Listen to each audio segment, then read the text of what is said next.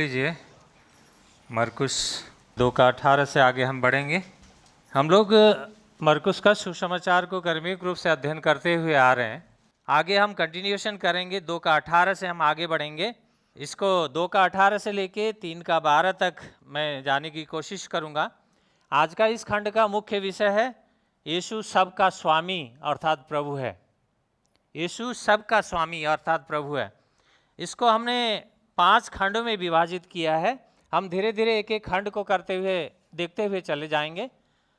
पहला खंड हम देखेंगे 18 से लेके 20 पद। पहला खंड 18 से लेके 20 पद 2 अध्याय का। इसमें है यीशु और उसके शिष्य उपवास क्यों नहीं रखते। एक प्रश्न है। प्रश्न ये है कि लोग यीशु को कहते हैं कि दूसरे फरीसियों और यूहन्ना के चेले तो उपवास रखते हैं, लेकिन आपके यीशु के चेले उपवास क्यों नहीं रखते। एक प्रश्न है। आइए इस खंड को देखें। यूहन्ना के चेले और फरीसी उपवास किया करते थे और वे आकर उससे कहने लगे, यूहन्ना के चेले और फरीसी के चेले तो उपवास रखते हैं, परंतु तेरे चेले क्यों उपवास नहीं रखते। यीशु ने उनसे कहा, जब तक दूल्हा बारातियों के साथ रहता है तो क्या बाराती उपवास करते हैं। जब तक दूल्हा उनके साथ है वे उपवास नहीं कर सकते, परंतु वे दिन आएंगे जब दूल्हा उनसे अलग किया जाएगा और तब उस दिन वे उपवास करेंगे। महत्वपूर्ण बातें हैं इसमें। पहला प्रश्न है, तेरे चेले उपवास क्यों नहीं रखते। क्योंकि फरीसी सप्ताह में 2 बार उपवास रखा करते थे। विशेष करके जैसे लूका 18 का 12 में अगर हम देखें पढ़ें, लूका उसका 18 अध्याय का 12 पद में इस तरह लिखा है, मैं सप्ताह में 2 बार उपवास रखता हूँ और जो कुछ मुझे मिलता है सबका 10वांश तुझे देता हूँ। यहाँ पे 2 लोगों का प्रार्थना का विषय है, लेकिन मैं उस खंड में नहीं जाऊँगा। लेकिन एक बात ध्यान रखिए, यहूदी लोग सोमवार और रविवार के दिन सप्ताह में 2 दिन उपवास रखा करते थे। और यहाँ पे इस खंड में उन्हें पता है यूहन्ना के चेले उपवास रखना उनके लिए जायज़ है, क्योंकि अभी यूहन्ना कहाँ है, जेल में है। यूहन्ना बपतिस्मा देने वाला कहाँ है, जेल में है। जेल से रिहाई के लिए हम लोग भी प्रार्थना करते हैं, हम लोग भी लोगों के लिए उपवास रखते हैं। तो वही कार्य यहाँ पे यूहन्ना के चेले भी कर रहे हैं। उसी तरह से फरीसी लोग भी उपवास रखते थे, हम जानते हैं। परंतु यीशु मसीह ने अपने सांसारिक सेवकाई शुरू करने से पहले क्या किया था, 40 दिन का उपवास किया। हम इस बात को ना भूलें। उसी तरह से मत्ती में अगर 6 अध्याय का 16 से लेकर 18 का खंड को अगर हम देखें, मत्ती जो पहाड़ी उपदेश हैं 3 अध्याय में, 5वां अध्याय, 6वां और 7वां 3 अध्याय अगर मत्ती का आप पढ़ें तो बहुत महत्वपूर्ण संदेश और मैसेज है प्रभु का। उसमें उपवास के विषय में प्रभु यीशु ने बहुत स्पष्ट रूप से कहा है किस तरह से हमें उपवास रखना चाहिए। कपटियों की तरह नहीं, सचमुच में एक योग्य रूप से, वहाँ स्पष्ट इसमें लिखा है। लेकिन यहाँ पे उन लोगों का प्रश्न क्या है, यीशु मसीह का चेलों से पूछा जा रहा है तेरे चेले क्यों नहीं उपवास रखते, प्रश्न है। और यीशु का प्रत्युत्तर क्या है।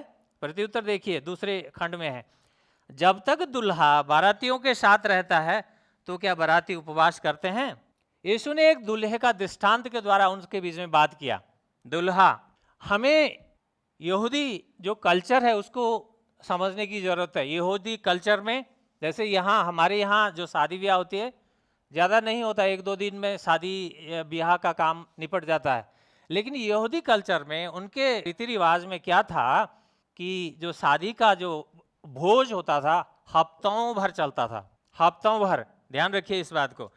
तो इसीलिए प्रभु यीशु ने क्या किया, प्रभु यीशु ने उन्होंने जवाब स्पष्ट दिया कि मैं फरीसी और मैं यूहन्ना की बपतिस्मा देने वाले की तरह नहीं हूँ। मैं क्या हूँ, मैं मसीहा हूँ।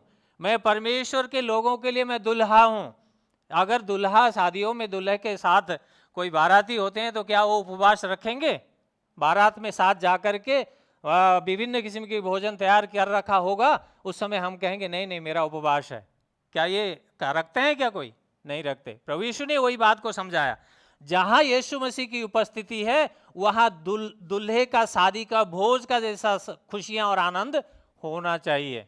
यीशु मसीह का जहां उपस्थिति है वहां जीवन में आनंद होगा, वहां जीवन में खुशियां होंगी, क्योंकि यीशु मसीह क्या है, हम लोगों का दुल्हा है।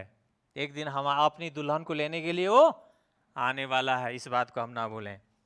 आगे प्रभु यीशु ने क्या कहा, वे दिन आएंगे तब क्या होगे, वे लोग उपवास करेंगे। क्योंकि यीशु ने स्पष्ट कर दिया, शारीरिक रूप से प्रभु यीशु उनके चेलों के बीच में हमेशा के लिए इसी तरह से उपलब्ध होने वाले नहीं हैं। यीशु मसीह को क्रूस पे चढ़ना है, यीशु मसीह को क्रूस के मृत्यु को सहना है, और वो मृत्यु के बाद वो उन चेलों से अलग होंगे, और उनके उसके बाद वो चेले क्या करेंगे, उपवास करेंगे। हम इस विषय को प्रेरितों के कामों में देखते हैं। प्रेरितों के कामों के पुस्तकों को अगर देखें तो वहाँ पे चेलों ने उपवास और प्रार्थना के पूर्वक कार्य किया करके देखते हैं। प्रेरितों का काम 13 अध्याय का 2 पद और 14 अध्याय का 23 पद में देखें। मैं खोलूंगा नहीं उस खंड को, लेकिन एक बात स्पष्ट है, यहूदी लोगों के पास पुराने नियम में, व्यवस्था में एक विषय दिया हुआ था। वो क्या था, साल में एक बार प्रायश्चित के दिन उपवास रखना अनिवार्य था। लेकिन यहूदी जो परंपरा जो उन्होंने बनाया, ये यहूदी रब्बियों ने जो नियम बना दिए, क्या बना दिए, लोगों के ऊपर एक बोझ सा डाल दिया, हफ्ते में 2 दिन बोझ करना है। देखो, खुशी और आनंद के साथ उपवास रखना अलग विषय होता है, लेकिन कोई जबरदस्ती खाना ना बनाए, किचन को बंद कर दे और उपवास रखे, कैसा लगेगा। हमारी पत्नी अगर उस दिन अपनी मर्जी से उनको उपवास रखना हो और कहे कि चलो आज के लिए उपवास है, सबके लिए बंद है किचन, हो सकता है हम उपवास के लिए तैयार नहीं हो, तो कैसा लगेगा। ये कठिन विषय है, परंतु प्रभु यही चीज सिखाना चाहते हैं कि उपवास महत्वपूर्ण है, परंतु उस उपवास में यीशु की उपस्थिति होनी आवश्यक है। अगर वो दुल्हा के साथ हमारी उपस्थिति है तो फिर उपवास हमारा आनंदमय उपवास होगा। हम उस दिन रोएंगे नहीं, हम गिड़गिड़ाएंगे नहीं, मैं भूखा हूँ, मैं उपवास में हूँ, मैं ये नहीं कर सकता, वो नहीं कर सकता, ऐसे हमारे पास कोई बहाने नहीं होंगे। हम जो भी करेंगे आनंद और खुशी के साथ करेंगे। क्यों? क्योंकि हम उस दूल्हे के साथ हैं। वो दुल्हा जो सबका स्वामी है और सबका प्रभु हमारे और आपके संग है। आइए हम दूसरे खंड में जाएं। दूसरा खंड है 21 और 22 पद। यहाँ पे कपड़ा और दाखरस की कुपियों के दृष्टांत और यीशु के नए कार्य के साथ उनका संबंध के बारे में बात है। क्या है? कपड़ा एक दाखरस की जो दृष्टांत के बारे में, कुपियों के दृष्टांत के बारे में जो यीशु बात कर रहे हैं, वहाँ पे यीशु के नए कार्य से उनका संबंध है। नया कार्य से संबंध कैसे है, आइए देखते हैं। कोरे कपड़े का पैबंद पुराने वस्त्र पर कोई नहीं लगाता, नहीं तो पैबंद उसमें से खींच लेगा, अर्थात नया पुराने में से, और वह पहले से अधिक फट जाएगा। नए दाखरस को पुरानी मस्कों में कोई नहीं भरता, नहीं तो दाखरस मस्कों को फाड़ देगा और दाखरस और मस्कें दोनों नष्ट हो जाएंगे, परंतु नए दाखरस को नई मस्कों में भरा जाता है। यहाँ पे दृष्टांत कुछ बातें प्रभु ने कहा, जैसे कोरे कपड़े का पैबंद और नए दाखरस को पुराने मस्कों में कोई नहीं भरता। इस बात को हमें समझने की जरूरत है। देखिए, पुराना कोई कपड़ा है, फट गया है, अगर हमें वहाँ पे नया कपड़ा का एक टुकड़ा लगाना है, वो कपड़ा हमने ऐसा कपड़ा लगाया जिसमें वो माड़ी हो और वो कपड़ा धोने के बाद उसका वो साइज कम हो जाता हो, घट जाता हो। कई कपड़े होते हैं ना, फिटिंग के साइज सिलाते हैं और धोने के बाद वो छोटा बढ़ जाता है, होता है कि नहीं होता। ठीक उसी तरह से यहाँ पे प्रभु यीशु क्या सिखाना चाहते हैं, एक ऐसा कपड़ा जो ऐसे पुराने फटे हुए कपड़े में लगा दिया जाए और वो धोने के बाद, सिकुड़ने के बाद क्या होगा, और भी उसमें से फट जाए, तो उस कपड़े का क्या लाभ। ध्यान रखिए, इसमें बहुत महत्वपूर्ण है यहाँ पे मैसेज है। उसी तरह से ये जो दाखरस और मस्कों के बारे में हमें समझने के लिए क्या करना पड़ेगा, यहूदी कल्चर को समझना पड़ेगा। जो यहूदी लोग दाखरस अंगूर की खेती करते थे, उस अंगूर की खेती को, उस फलों को लेके उन क्या करते थे, उसे रस निकालते थे। वो रस निकालने के बाद वो क्या किया जाता था कि उन मस्कों में, मस्कें किस तरह से बनाई जाती थी, चमड़े से बनते थे वो मस्कें, जिसमें दाखरस को भरा जाता था, रखते थे। होता क्या था, प्रभु यीशु क्यों सिखा रहा है ये, नया दाखरस को पुराने मस्के में भरने से फट जाता है, क्यों कह रहा है, क्योंकि वहां यीशु जानता था, वास्तविकता था, नया दाखरस को नया मस्कों में ही भरना चाहिए। क्यों? क्योंकि होता क्या है, जो अंगूर का रस है अगर उन मस्कों में भरा जाए, अगर पुराना दाग मस्क है, वो बर्तन है जो चमड़े से बना, उसमें डाला जाए, एक समय जो फर्मेंटेड होता है ना, एक किस्म से क्या बोले, वो केमिकल एक्शन बोले, वो एक पकने उबलने का एक तरीका बोले, वो जब होता है तो क्या होता है कि वो मस्कें ऑब्जर्व करती हैं उसको, जो सोखती हैं कुछ चीज़ें, और वो नया अगर मस्कें हों तो वो फटती नहीं हैं। लेकिन पुराने मस्के में डालते हैं, बर्तन में भरने से क्या होता है पता है, जब वो ये फर्मेंटेशन का काम होता है उस समय क्या होती है, वो मस्कें ऑब्जर्व करती नहीं है, सोखती नहीं है, क्योंकि पुरानी है तो वो फट जाती हैं और वो पूरा लीक होके गिर जाता है, पूरा नाश हो जाता है। प्रभु यीशु इस बात को किस लिए कह रहे हैं, इस बात से स्पष्ट है। देखिए, यीशु मसीह इस दुनिया में आए, यीशु मसीह पुराने चीज़ को रिपेयर करके ठीक ठाक करके एक पुराना उस चीज़ को ठीक करने के लिए नहीं आए, यीशु मसीह नया करने के लिए आए। और इन्होंने क्या किया, यीशु मसीह ने, देखिए, उपवास को उन्होंने भोज में, अर्थात विवाह के भोज में बदल दिया, टाट और राह को उन्होंने धार्मिकता के वस्त्रों में बदल दिया, भारी मन को प्रशंसा के वस्त्र में बदल दिया, शोक को आनंद में बदल दिया, और व्यवस्था को क्या किया उन्होंने, अनुग्रह में बदल दिया। हमें इस बात को समझना है। देखिए, प्रभु यीशु क्या चाहते हैं, उन्होंने यहाँ भी एक नया शिक्षा दिया, ये इस दृष्टांत के द्वारा। उन्होंने कहा, तुम पुराने व्यक्ति हो करके, पुरानी ढर्रे में चल करके, पुराने हिसाब में चल करके तुम नया बन नहीं सकते। नया जो ईश्वरत्व का जो नया व्यवस्था, नया शिक्षा जो यीशु मसीह दे रहे हैं, वो तुम्हें ग्रहण नहीं कर सकते। कैसे? क्योंकि जैसे नया मस्के चाहिए नया दाख रस रखने के लिए, जैसे हम लोग किसी गिलास में कोई चीज़ डालना चाहते हैं, वो गिलास पहले से ही भरा पड़ा है, तो हम डालेंगे तो क्या उसमें कुछ रहेगा? क्या सब बिखर जाएगा, बाहर चला जाएगा, नहीं रहे। उसके लिए पहले क्या करना पड़ेगा, उसको खाली करना पड़ेगा। उसको अपने आप से पूर्ण रूप से खाली करने के बाद नया भरेंगे तो क्या होगा, उसमें पूरा वो समाएगा, आएगा और नया नया दिखेगा हमें। तो यीशु मसीह यहाँ पे देखिए, एक उदाहरण प्रभु यीशु ने कहा, यूहन्ना 3 अध्याय में यीशु मसीह के पास एक निकोदेमस नाम का व्यक्ति, जो यहूदी धर्मगुरुओं का सभा का एक महत्वपूर्ण व्यक्ति था, वो रात के समय में आता है उन व्यक्ति के पास, किसके पास, यीशु मसीह के पास आता है, और कहता क्या है, उसने कहा, प्रभु आप तो गुरु, आप तो बहुत महान अद्भुत कार्य कर रहे हो, आपके साथ ईश्वर है, परमेश्वर है, आपके साथ अगर परमेश्वर नहीं होता तो आप ये सब कार्य नहीं कर पाते, आप अद्भुत हो, एक गुरु हो, ऐसे करके प्रभु की क्या कर रहा है, प्रशंसा कर रहा है। परंतु प्रभु यीशु ने उनको प्रत्युत्तर में क्या कहा, ये बात महत्वपूर्ण है। प्रभु यीशु ने कहा, नया जन्म लेना पड़ेगा। उसका प्रशंसा और प्रभु यीशु के प्रत्युत्तर में तालमेल नहीं दिखता हमें, परंतु प्रभु यीशु मन को जानने वाले हैं, इसीलिए उन्होंने कहा, क्या कहा, नया जन्म लेना पड़ेगा।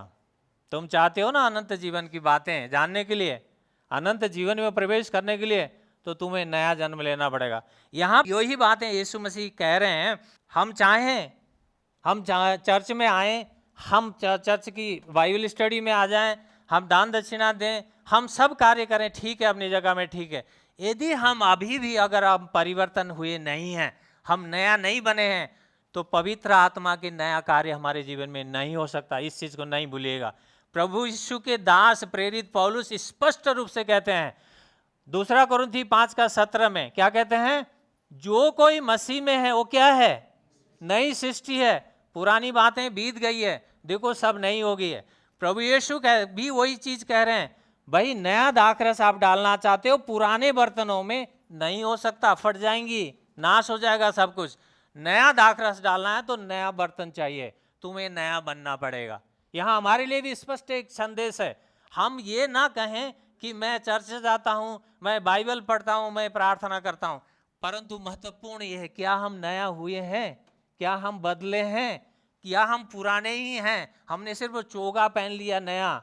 अगर ऐसा है तो हम गलत हैं, कहीं ना कहीं भूल में हैं। यीशु मसीह हमारे जीवन में ये स्पष्ट सिखाना चाहता है कि हमें एक नया बनना ही होगा। देखिए, बाइबल जानना बहुत बड़ी बात नहीं है, अन्य जाति भी बाइबल बहुत अच्छे से जानते हैं, बाइबल की ज्ञान उनके पास भी है, परंतु ये बाइबल का वचन क्या हमारे जीवन को ट्रांसफॉर्मेशन में लाता है? क्या हम ट्रांसफॉर्म हो रहे हैं, बदल रहे हैं इस बाइबल के वचन से? ये महत्वपूर्ण है। इसलिए ध्यान रखिए, हमारे जीवन में यीशु मसीह चाहते हैं कि आमूल परिवर्तन हो, हम नया बन जाएं। पुराने चीज बर्तन वही पुराना है, हम नया चीज डालना चाहें नहीं हो सकता, वो फट जाएगा, ग्रहण नहीं कर पाएगा, क्योंकि दोनों नाश हो जाएंगे, दाखरस भी नष्ट हो जाएगा और वो मस्के भी नष्ट हो जाएंगे। इसी कारण से वो एक नया चीज, नया सिद्धांत यीशु मसीह हमें देने चाहते हैं। वो ये है कि हमें नया बनने की आवश्यकता है। नया बने बगैर हम नहीं उसकी शिक्षाओं को और उसके पद चिन्हों में नहीं चल सकते। हम पुराने ही हैं, पुराने विचार हैं, पुराने सब चीज़ है और हम यीशु के पीछे चलें, it is impossible at all, नहीं हो सकता है, संभव नहीं है। ध्यान रखिए इस बात को। हम आगे बढ़ेंगे। अगला खंड क्या कहता है देखिए 23 और 24 पद में, यीशु और उसके शिष्य पर सब्त के नियम तोड़ने का आरोप लगता है। क्या लग रहा है? यीशु और उसके शिष्यों पर सब्त के नियम तोड़ने का आरोप लग रहा है, आरोप लगा रहे हैं। क्या है? बाइबल में अपने खंडों में देखिए बाइबल का। ऐसा हुआ कि वह सब्त के दिन खेतों में से होकर जा रहा था और उसके चेले चलते चलते बालें तोड़ने लगे और फरीसी उससे कहने लगे, देख एक ये ऐसा काम क्यों कर रहे हैं जो सब्त के दिन करना उचित नहीं है। महत्वपूर्ण बातें हैं। उसके चेले चलते चलते बालें तोड़ने लगे। देखिए उन्होंने जो कुछ भी किया वो गलत नहीं था। क्यों गलत नहीं था? क्योंकि पुराने नियम में व्यवस्था विवरण उसका 23 अध्याय का 25 पद में लिखा है। क्या लिखा है? मैं पढ़ रहा हूं आपके लिए। व्यवस्था ड्यूट्रोनोमी 23 वर्ष 25 में लिखा है, जब तू अपने पड़ोसी की खड़ी फसल के खेत में जाए तो अपने हाथ से बालें तोड़ सकता है, परंतु अपने पड़ोसी की खड़ी फसल पर हाशिया न लगाना। ये स्पष्ट निर्देश थे। चलते चलते बालें तोड़ के खा सकता है, गुनाह नहीं था, व्यवस्था में दिया है मूसा के द्वारा। लेकिन हाशिया लगा के हम दूसरे की खेत की कटनी कर लें, ये गुनाह पाप है, पहले ही पता है। परंतु क्या कर रहे हैं यहाँ पे उन्होंने क्या किया? इस विषय को एक मुद्दा बना लिया। परंतु उनका मुख्य विषय क्या था? ये दीन का विषय था। ये जो अनाज के जो बालें तोड़ने का विषय नहीं है। उनका मुख्य विषय आज के दिन में क्यों तोड़ रहे हो, इसके लिए उनका रिजर्वेशन था। पुराने नियम में प्राचीन जो लेखकों का लेख अगर पढ़ें तो उन रब्बियों ने जो परंपरा बनाया ना, सब्त के दिन में क्या करना है क्या नहीं करना, लंबा सा लिस्ट है, बहुत बड़ा लिस्ट है, लंबा सा लिस्ट है।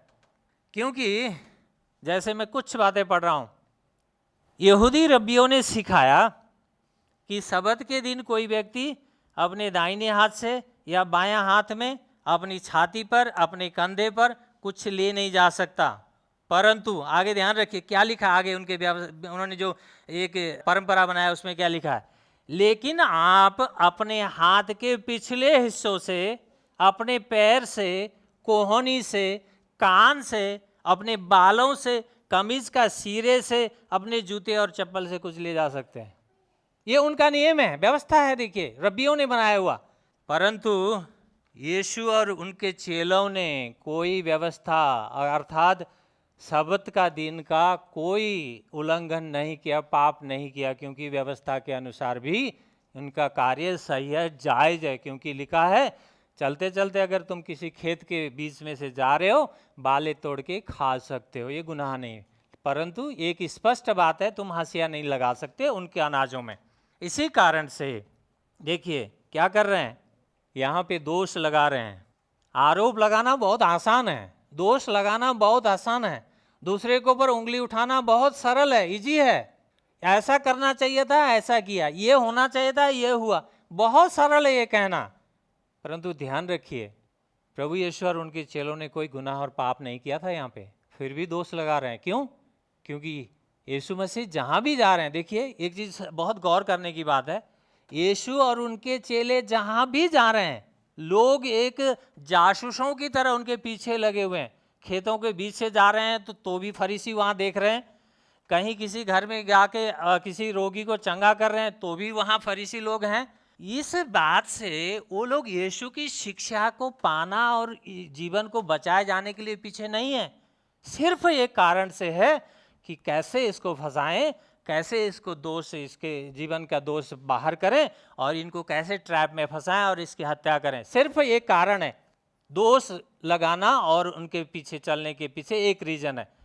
कहीं हमारे जीवन में भी ऐसे हम किसी को उंगली उठाते ही रहते हैं, दोष लगाते ही रहते हैं, तो ध्यान रखिएगा गलत है, परमेश्वर का वचन हमें इजाजत नहीं देता। ठीक है, अगले खंड में देखिए यीशु क्या कह रहे हैं।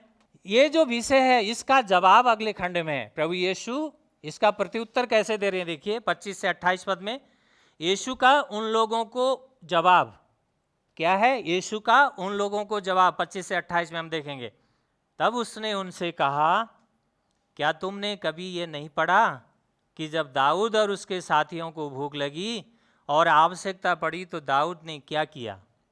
उसने कैसे अबदियार महायाजक के समय में परमेश्वर के भवन में जाकर अर्पण की रोटियां खाईं, जिनका खाना याजकों को छोड़ और किसी को उचित नहीं, और उसने अपने साथियों को भी दी। फिर उसने उनसे कहा, शबत मनुष्य के लिए बनाया गया है, न कि मनुष्य शबत के लिए, इसलिए मनुष्य का पुत्र शबत का भी स्वामी है। देखिए यीशु मसीह का प्रत्युत्तर कैसा है। क्या तुमने कभी यह नहीं पढ़ा कि दाऊद और उसके साथियों ने क्या किया। प्रभु यीशु जानते हैं, प्रभु यीशु का द्वारा दिया गया बाइबल है, संपूर्ण बाइबल उन्हीं के द्वारा प्रेरणा से मिला है, परंतु वो उनको स्मरण दिला रहे हैं। क्यों? वो रब्बियाँ क्या हैं, पुराने नियम को अच्छे से जानने वाले लोग हैं, इसीलिए उनको कहा, क्या कहा, क्या तुमने कभी ऐसा नहीं पढ़ा। प्रश्न किया, क्या किया। प्रभु यीशु पहला सामुएल उसका 21 चैप्टर वर्स 1 to 6 यहाँ पे क्या कर रहे हैं। प्रभु यीशु पुराना नियम का सामुएल, पहली सामुएल की पुस्तक का 21 अध्याय का एक खंड को उद्धृत कर रहे हैं, 1 से लेकर 6 पद तक। वहाँ पे दाऊद द्वारा पवित्र की गई रोटियों के उपयोग का उल्लेख करते हुए यीशु ने एक महत्वपूर्ण सिद्धांत सिखाया। वो सिद्धांत क्या है, उस यहाँ पे इस खंड के द्वारा 2 सिद्धांत यीशु मसीह सिखा रहे हैं। नंबर 1, पहला सिद्धांत क्या है, धार्मिक कार्य की तुलना में मानवीय आवश्यकता अधिक महत्वपूर्ण है। नंबर 1 सिद्धांत क्या यीशु ने कहा, इसमें से सिखाया, धार्मिक अनुष्ठान या धार्मिक कार्य की तुलना में मानवीय आवश्यकता ज़्यादा महत्वपूर्ण है, ये सिद्धांत सिखाया। और वहाँ पे शबत का उद्देश्य मनुष्य की सेवा करना था, इसी कारण यीशु ने कहा शबत मनुष्य के लिए बनाया गया था, न कि मनुष्य शबत के लिए। यहाँ पे आपको मैं उस खंड के बारे में थोड़ा बताता हूँ। दाऊद शाऊल के कारण भागा हुए हैं, उस खंड में आप पढ़ो, बाद में पढ़ लेना 21 अध्याय को। शाऊल के कारण दाऊद क्या कर रहा है, भागा हुआ है। वो अपने साथ उसके कुछ मित्र हैं, कुछ सेना के जवान हैं, उसके साथ वो भागा हुआ है। जब इनको भूख लगी, इनके पास रोटियां नहीं हैं, तो यह क्या किया इसने, वहाँ पे महायाजक के पास, अबदियार महायाजक के पास, अगर वहाँ पे पढ़ें तो आप अहीमेलेक करके लिखा हुआ है, उसके बारे में मैं बताऊंगा। वो अबदियार महायाजक के पास पहुँचा और उससे रोटी मांगा, और उसने, उस याजक ने कहा, परमेश्वर के भवन में पवित्र की गई रोटी के अलावा मेरे पास कुछ नहीं है, अगर यही रोटी चाहिए तो आप ले लो। उसने क्या किया, उस याजक ने देने से मना नहीं किया, उसने दे दिया दाऊद को। दाऊद ने लेके खुद भी खाया और उसने अपने साथियों को भी दिया वो रोटी जो पवित्र, परमेश्वर की उपस्थिति में मंदिर में पवित्र किया हुआ रोटियां थी। दाऊद ने खाया और उसके मित्रों ने खाया, लेकिन परमेश्वर ने इन्हें क्या किया, कुछ नहीं किया, दंड नहीं दिया उसको। ये याजक की रोटी तुमने कैसे खाया करके उसमें उनको दंड नहीं दिया, क्योंकि परमेश्वर जानता है। यीशु मसीह, इसीलिए यीशु मसीह ने कहा, तुम्हें क्या ये नहीं पता है क्या दाऊद ने क्या किया था। उनको उसी खंड को स्मरण दिला रहा है, क्योंकि यहाँ पे लोग परंपरा के कारण इतने डूब गए हैं कि वो स्वीकार नहीं पा रहे हैं कि वास्तव में परमेश्वर बलिदान से पहले दया चाहता है। जैसे होशिया उसका 6:6 में कहता है परमेश्वर दया चाहता है, उसी तरह से आज आपने सुना साया उसका 58 अध्याय, उसका खंड को पढ़ा, पूरे एक चैप्टर को, जहाँ पे 2-3 विषय बहुत महत्वपूर्ण हैं, उनके विषय में हम बात करेंगे। एक तो है उपवास के विषय में, एक है दया करने के विषय में। क्योंकि एक है शबद के दिन के विषय में बहुत स्पष्ट रूप से, कितना आपने ध्यान दिया मैं नहीं जानता, परंतु वहाँ स्पष्ट रूप से परमेश्वर का दास ऐसा ही भविष्यवक्ता लिखता है। और एक खंड में अगर हम देखें, भजन संगीता 51 का 17 में लिखता है, साम 51 का 17, इसमें इस तरह से लिखा है, टूटा मन परमेश्वर के योग्य बलिदान है, हे परमेश्वर तू टूटे और पीसे हुए हृदय को तुच्छ नहीं जानता।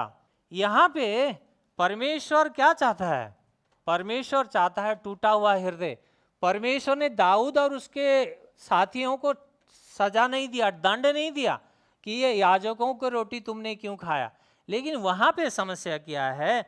समस्या ये यहूदी परंपरा में डूबे हुए लोग, उनको नहीं दिखाई दे रहा है, उनको समझ नहीं आ रहा ये क्या कर रहे हैं।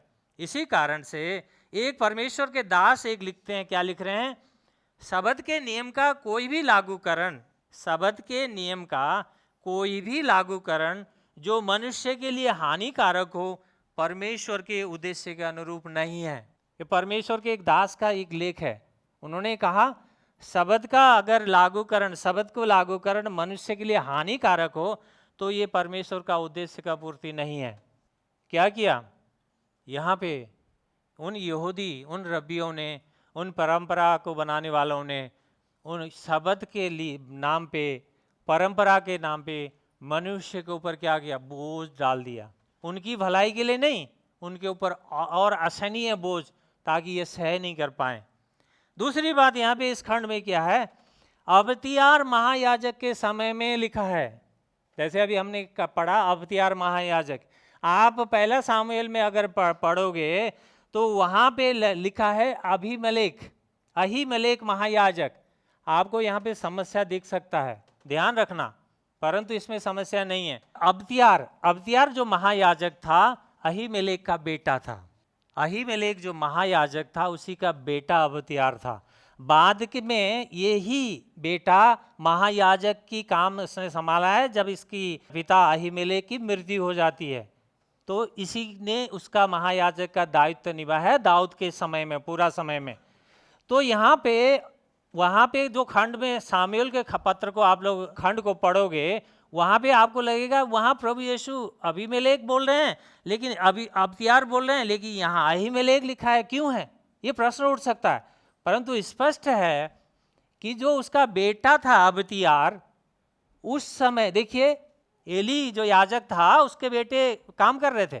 उसी तरह से ये बेशक अभी महायाजक नियुक्त नहीं हुआ था, लेकिन ये बहुत, इसका बेटे का नाम बहुत ज़्यादा था और इन्फ्लुएंस रखता था उस क्षेत्र में।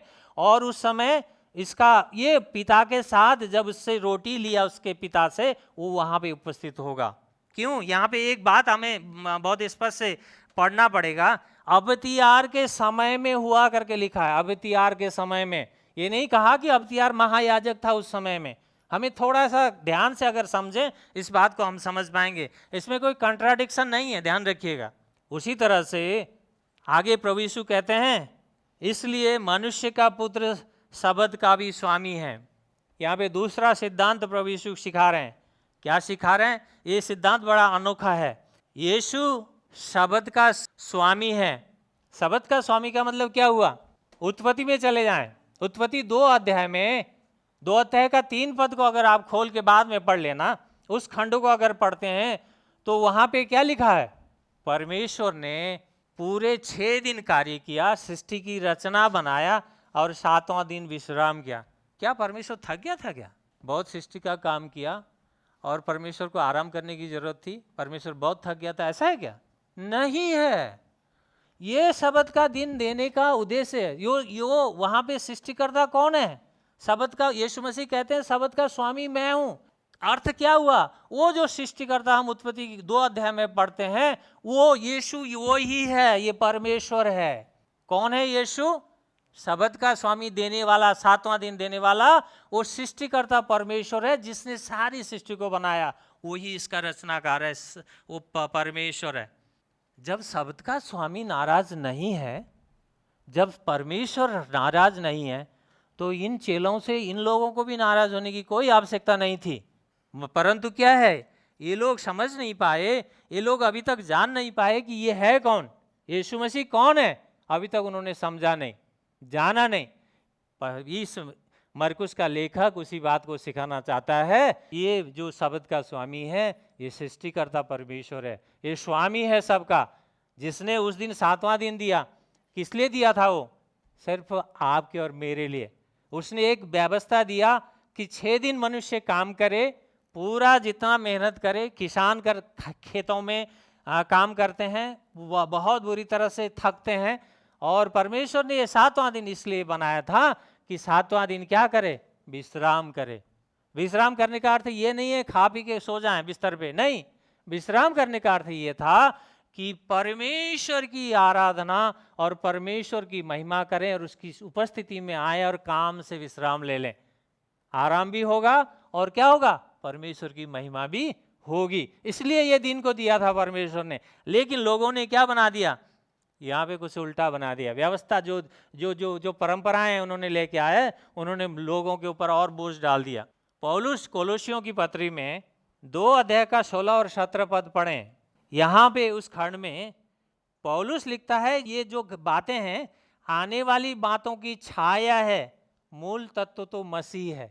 देखिए जो बातें प्रभु यीशु हम देख रहे हैं, एक बड़ा सा तस्वीर को अगर देखें, बड़ा सा तस्वीर, परमेश्वर का एक ही उद्देश्य है। देखिए उत्पत्ति का पुस्तक से लेकर प्रकाशित वाक्य का पुस्तक तक जो परमेश्वर ने वचन दिया, बहुत घटनाएं दी, बहुत कथा दिया, कहानियां दिया, दृष्टांत दिया, उन सब से बात किया। उन सब के बीच में परमेश्वर का एक ही मैसेज है, एक ही संदेश है, एक ही परमेश्वर के बारे में बात करता है, वो है उद्धार का मैसेज, वो है यीशु मसीह। उत्पत्ति से लेकर प्रकाशित बाकी रे, और दूसरा कोई घटना और कोई बातचीत नहीं है। आप ध्यान रखना, अच्छे से पढ़ना बाइबल को, आप शुरू से पढ़ के अंत तक जाएं। सिर्फ और सिर्फ यीशु मसीह को दिखाता है, सिर्फ और सिर्फ उद्धार की सुसमाचार का प्रचार करता है, उसका भला दूसरा कोई बात नहीं करता परमेश्वर बाइबल का वचन।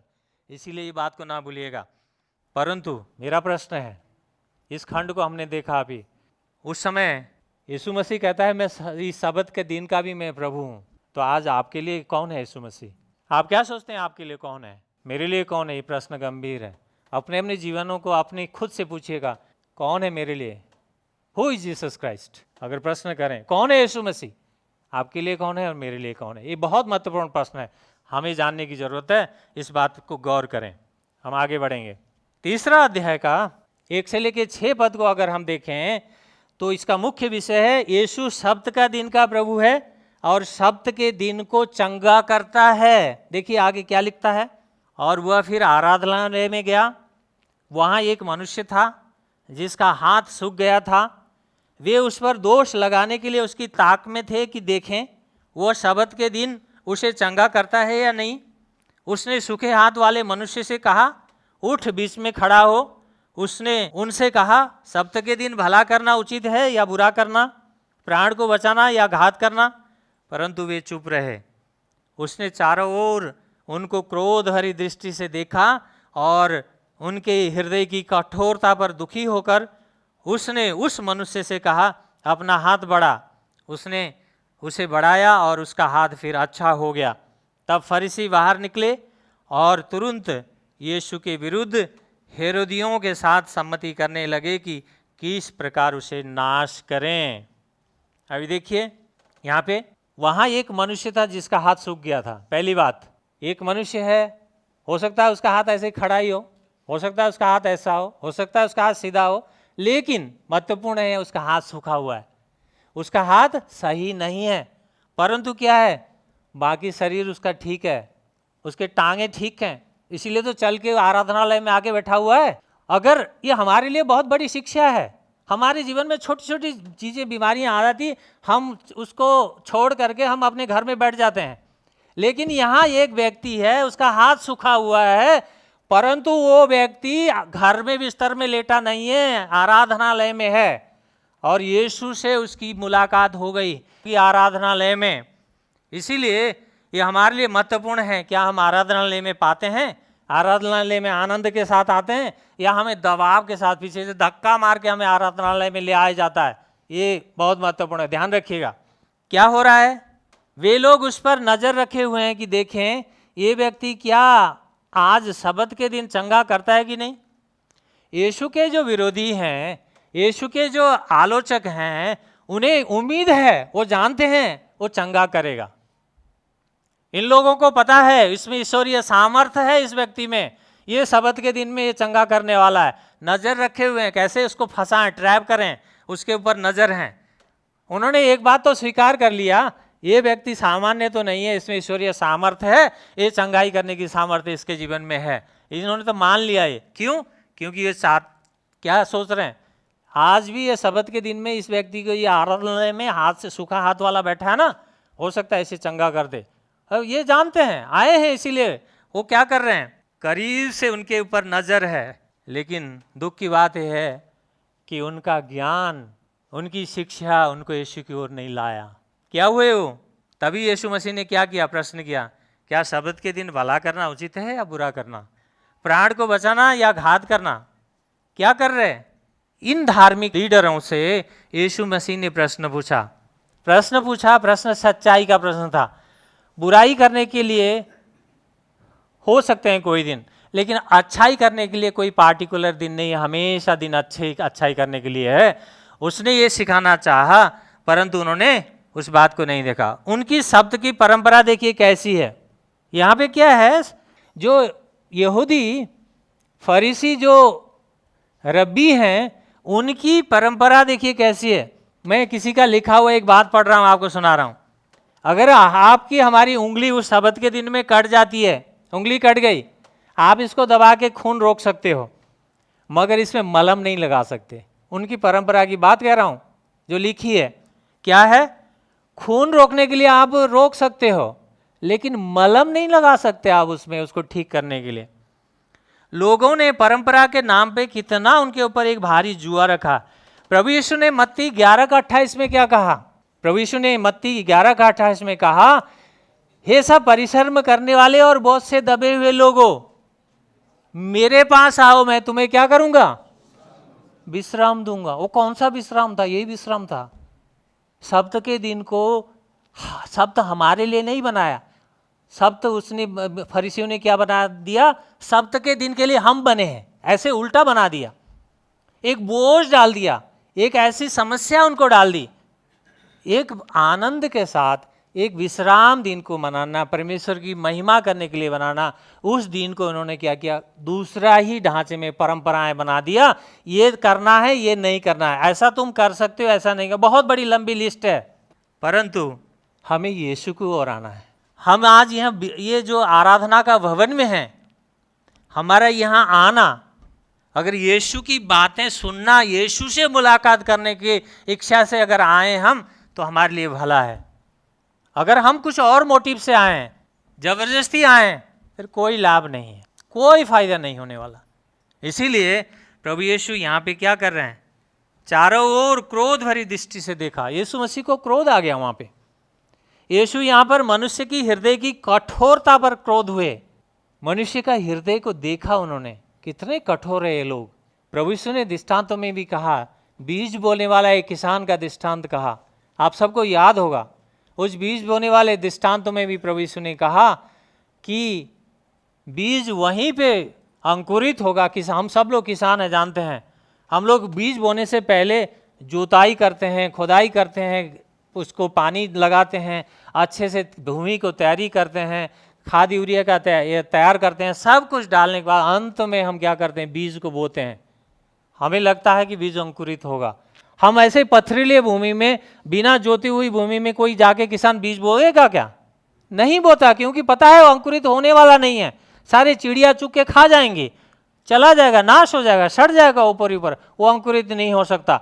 इसीलिए प्रभु यीशु ने देखा कि इनके हृदय कितने कठोर हैं, ये कैसे कठोर हृदय के लोग हैं। क्योंकि इतनी बातें मैं कह रहा हूँ, फिर भी इनका हृदय में नम्रता नहीं आ रहा है। क्रोधित हुए, सिर्फ एक बार नहीं, इस खंड में जो हमने देखा वहाँ पे क्रोधित हुए लिखा है। उसी तरह मरकुस का 11 अध्याय में भी है, मत्ती 21 अध्याय में है, 21 में, उसी तरह लूका 19 अध्याय में भी है, बाद में पढ़ लेना आप। वहाँ पे यीशु ने क्या किया, मेरा घर आराधना का घर होना चाहिए था, तुमने इसे डाकुओं का खो बना दिया। क्रोधित हुए यीशु, वहाँ पे क्रोधित हुए, और उन्होंने क्या किया, उन्होंने कहा तुमने परमेश्वर का भवन अर्थात मेरा भवन जहाँ परमेश्वर की आराधना होनी चाहिए वहाँ तुमने बिजनेस का अड्डा बना दिया, तुमने ये किया। बहुत क्रोधित हुए यीशु मसीह, फेंक दिया उनको, सब मंदिर को साफ कर दिया उन्होंने।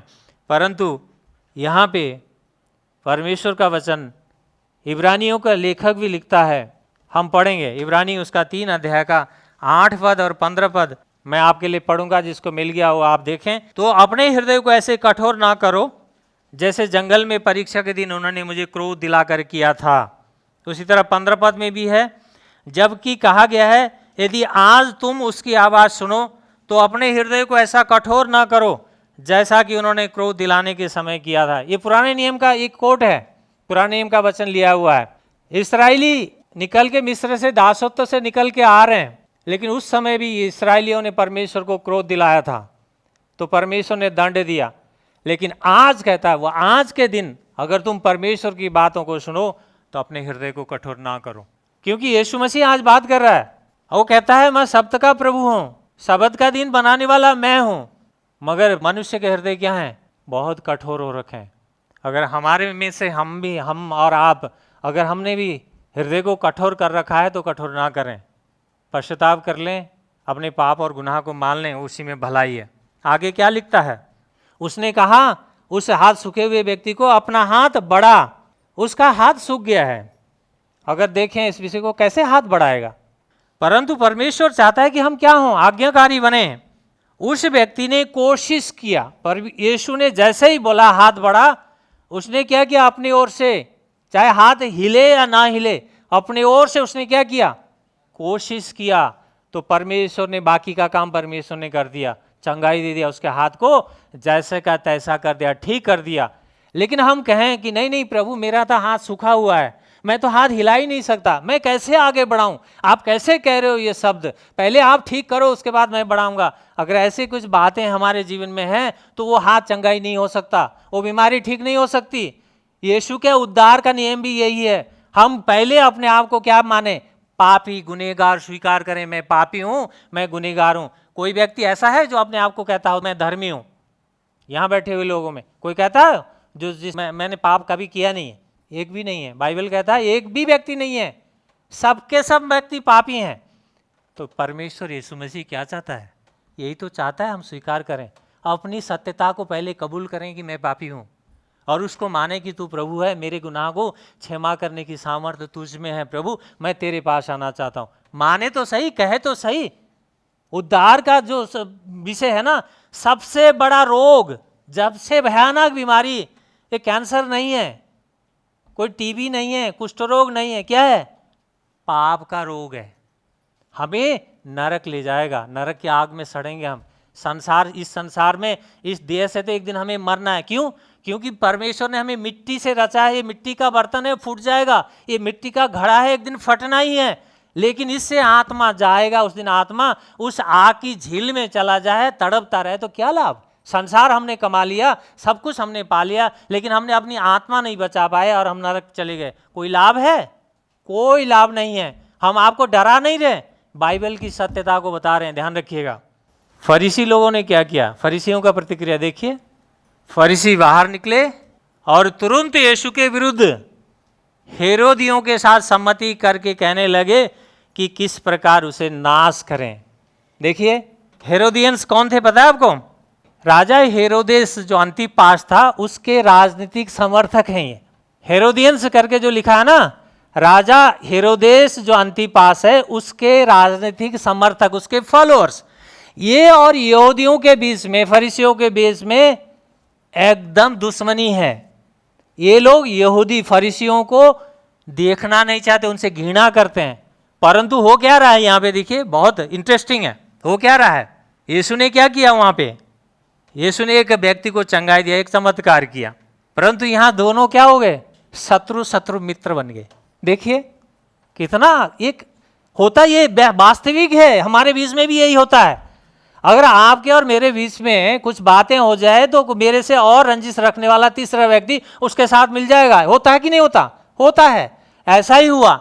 हेरोदियोन और जो फरीसी थे वो आपस में एक दूसरे से शत्रुता रखने वाले लोग यहाँ पे आके यीशु के कारण से मित्र बन गए। आपस में बाहर जाके सलाह करने लगे कि किस प्रकार हम इसको नाश करें, इसको मारें। सलाह करने लगे। दुश्मन एक दूसरे के दुश्मन एक दूसरे के मित्र बन गए। कारण क्या था? यीशु ने कोई वहां पे बलात्कार किया? यीशु ने कोई हत्या किया? यीशु ने कोई ऐसे कार्य किया? कुछ भी तो नहीं। यीशु ने तो भलाई किया।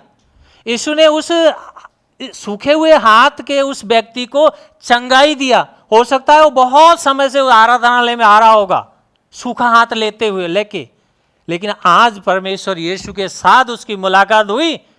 पहली बार वो मिला और उसने चंगाई पा लिया। उसको यीशु को मारने का जो षड्यंत्र रचने वाले लोग हैं, किस विषय के लिए षड्यंत्र रचते हैं? भलाई के लिए, अच्छाई के लिए। परंतु उन्होंने ये भूल लिया कि कोई भी व्यक्ति यीशु के कार्य को रोक नहीं सकता। यीशु के कामों को रोकने की जितना भी कोशिश करें, हम लोग सुनते रहते हैं, किसी भाई को पकड़ के ले जाते हैं, जेल में डाल देते हैं।